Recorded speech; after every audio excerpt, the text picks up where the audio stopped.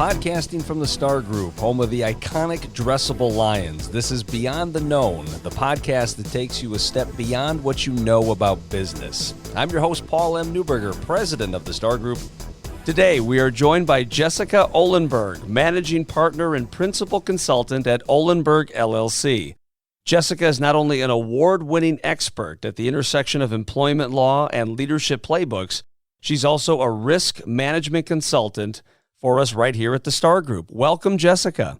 Thank you, Paul. Great to be here. Well, great to have you. I got to tell you, I've been excited for this conversation for a while. Obviously, I've known you through your work here at the Star Group, and I look forward to introducing you to our podcast listeners here today.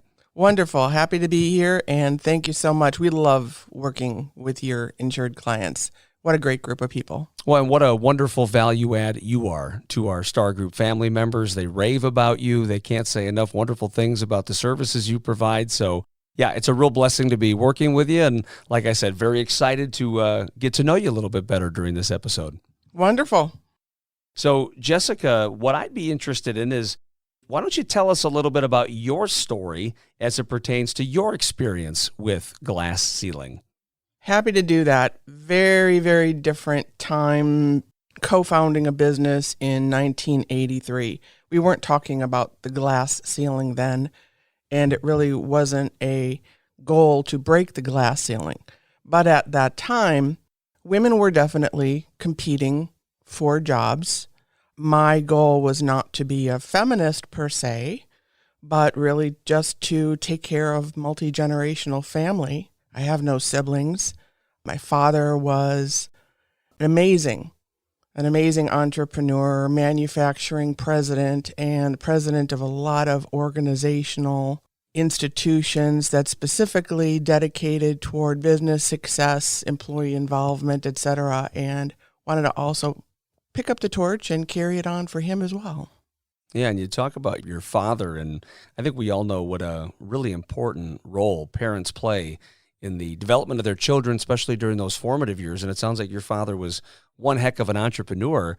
What are one or two life lessons you learned from your father, either personally, professionally, that have really kind of helped make you the woman you are today?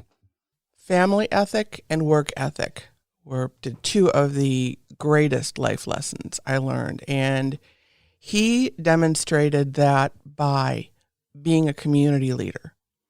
He took care of family. He took care of the community. He built a community that would support his family. And he just put others first. But he was also an inventor, a philanthropist, an entertainer, and so many things. We were using the term human resources and human resource services, which at the time was in textbooks. I was certainly learning about it in the MBA program and reading about some great entrepreneurs who were developing case studies that could not be denied. But it was not mainstream in corporate America, to the point that we were getting phone calls for humane resources, and I need help with my landlord, and where are my food stamps, and I have a cat in the tree. People didn't even know what human resources was because the more common label was personnel. And that was more of a paraprofessional or clerical role still in many organizations. So our entire business model started out as an invention.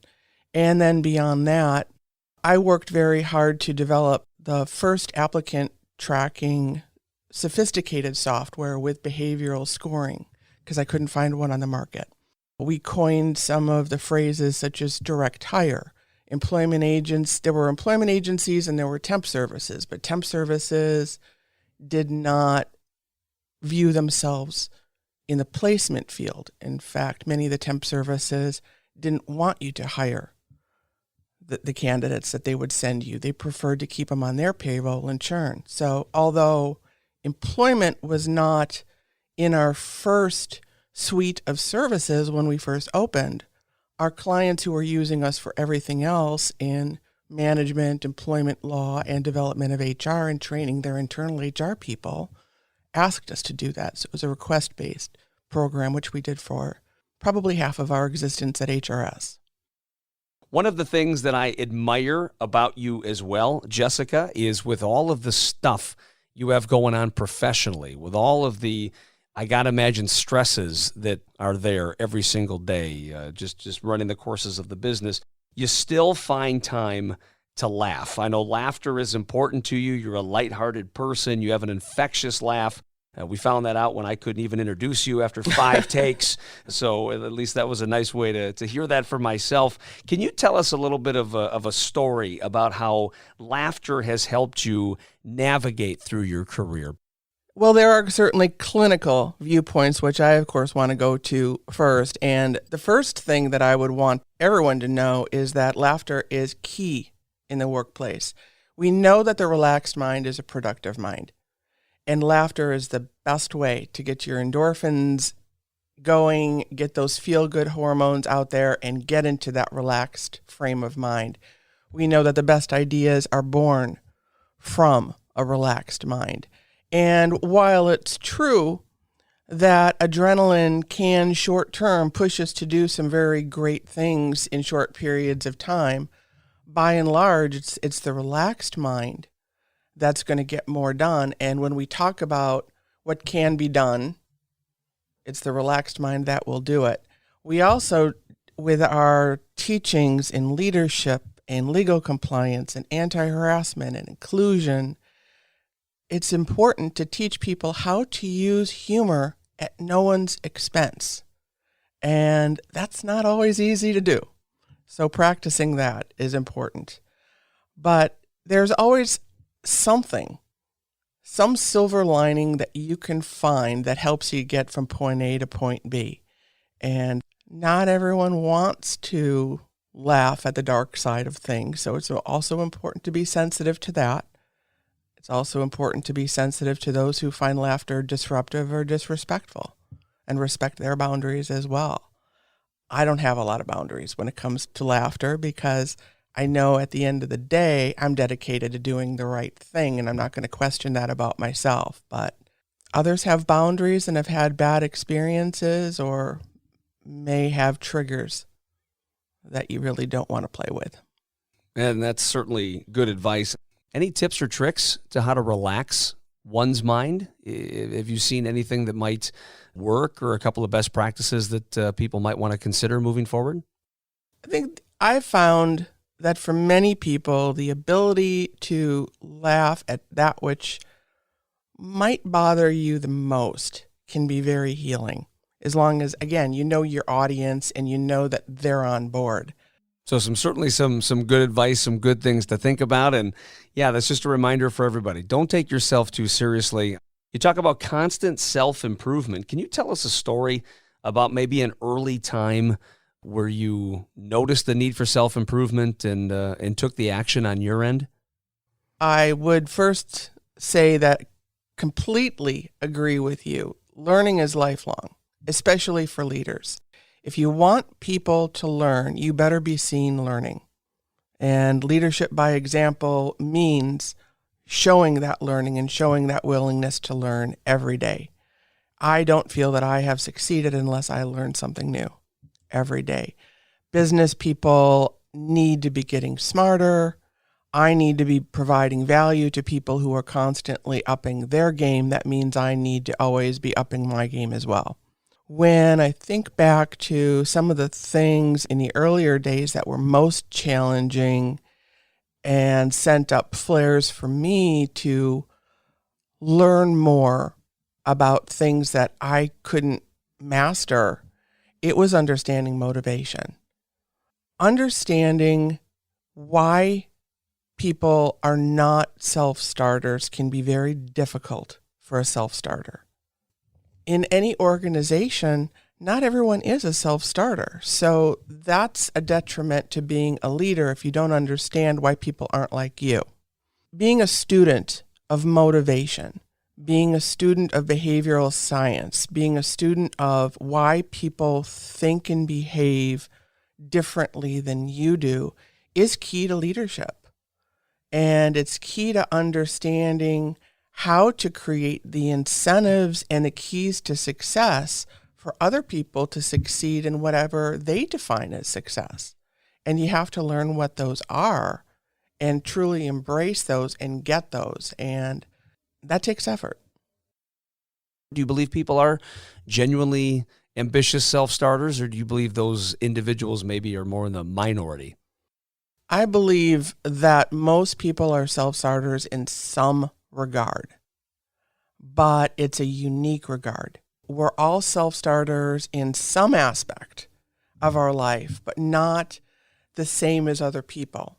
If you compartmentalize that, we each have initiative in different spaces.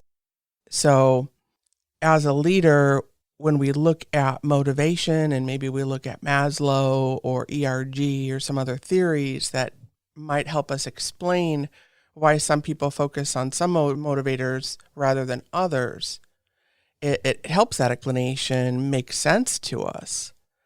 But the long and short of your question is everyone is a self-starter in some capacity, but not everyone. In fact, most people are not self-starters when it comes to business. A lot of business owners, in fact, don't start businesses because they want to create some big juggernaut. They just want freedom and a lifestyle business. So that's a whole different motivation. If somebody listening to this podcast, admittedly, is not a self-starter when it comes to business, can that be learned? Or is that something really that you're born with and you have or you don't? That would come down to intrinsic versus extrinsic motivators. Intrinsic is something that's shaped over time.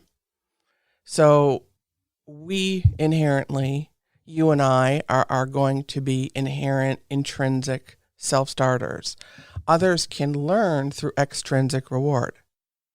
One of the stories about swapping out extrinsic for intrinsic is you go back to the old adage of the organization that has bad attendance, so they start giving pizza parties when they have 100% attendance. At some point, the intrinsic motivation to just show up for your job stops, and you need to bribe people with pizza just to show up. One of the things that I really admire about what you've done, Jessica, is you've given back. You've touched a lot of lives. You are a very selfless human being, and I think the world is a much better place because you are in this world. And of all the things that you've done, I know you've served on nonprofit boards, but in addition to that, I mean, you're a 25-year junior achievement advisor supporter, a 20-year college high school speaker, a 5+ year youth athletic coach volunteer. I'm just wondering how you have all this time in the day to do all these things, but it's very admirable that you're giving back, that you're touching lives, and you're helping future generations. Why is it important that you do that? Well, thank you for saying all of that, Paul. I really appreciate that. And to add a little levity, I would say anxiety. I can't stop Anxiety moving. can be a powerful motivator. It certainly can. Mm-hmm. I don't like to be idle. There's always something that can be done. And where does that come from? Is that another thing maybe from Dad as the restless entrepreneur inventor? Where do you think that restlessness? It absolutely comes from Dad. Dad absolutely was that guy. He was never president of less than 5 organizations at a time and gave it his all. But we lost him at age 65. We lost him from the workforce close to 10 years before that. And I was the only one who could really pick up the torch. And I loved the example he set. I think I meet a lot of people who window dress the effort. They sit on boards. I don't like to sit on boards.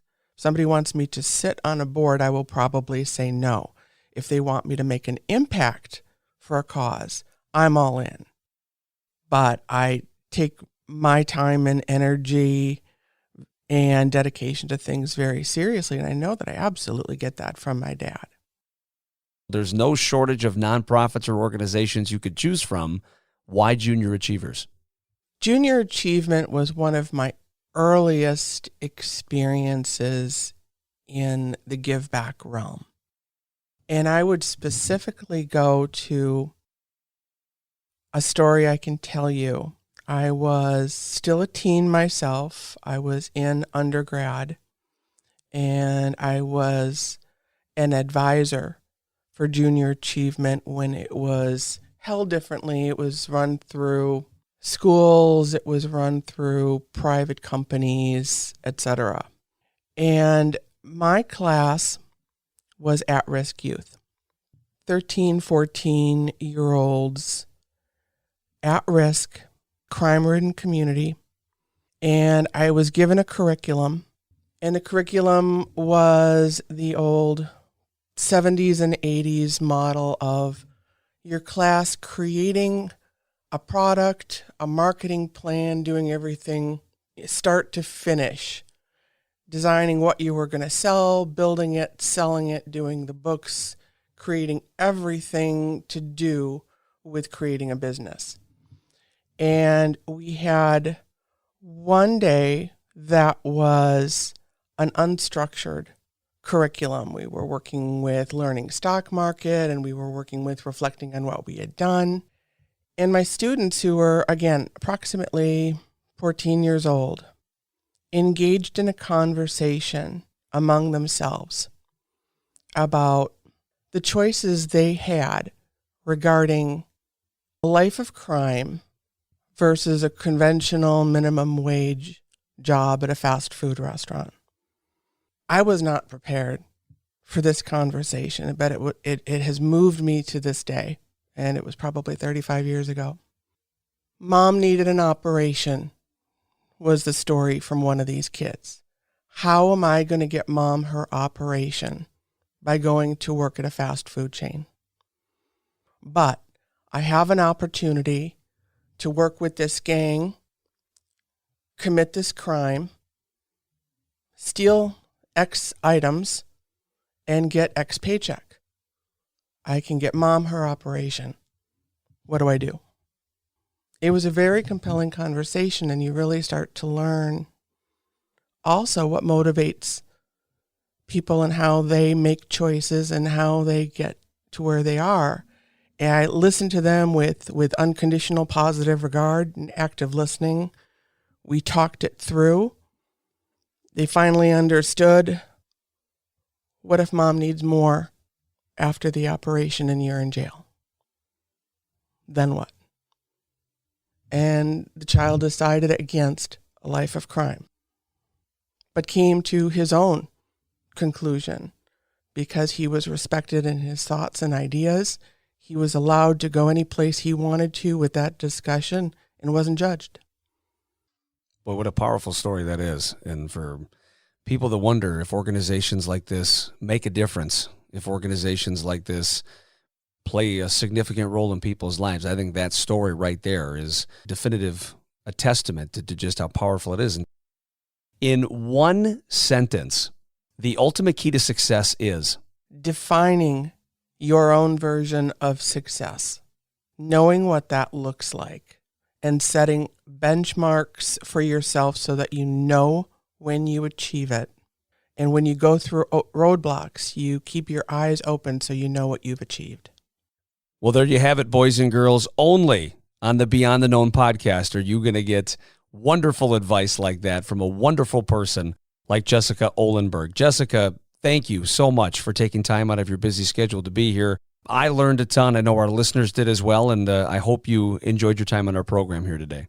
Absolutely. Thank you so much, Paul. I have so much respect for what you do and this podcast and what your group does, the STAR group and all the insured clients. And it's just a great group to be involved with because I know everybody here is just top tier, top shelf, top quality. Well, that's a lot of tops. So it's going to be hard to top that many tops. So with that being said, we're going to sail off into the sunset here. Thanks for listening to Beyond the Known with Paul M. Neuberger. If you like our show and want to know more, check us out at stargroup.com. That's STARgroup.com/podcast. We're also available on Apple Podcast or wherever you listen to podcasts.